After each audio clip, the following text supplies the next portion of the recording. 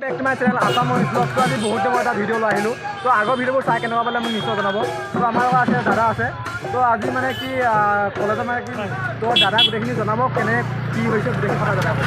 আজি 11 তাৰিখ আজি আমাৰ আগন্তুক যি সাধাৰণ নিৰ্বাচন আহি আছে সেই সাধাৰণ নিৰ্বাচনত আজি 11 তাৰিখে আমাৰ মনোনয়ন পত্ৰ দাখিল কৰা হৈছে আৰু আগন্তুক 17 তাৰিখে আমাৰ সাধাৰণ নিৰ্বাচন আৰম্ভ হ'ব আৰু এই আন্দোলনত ক্ষমা কৰিব এই যি নিৰ্বাচন হৈছে এই নিৰ্বাচনত আমি জয়ী হ'ম বুলি বহুত উৎসাহী আশাবাদী।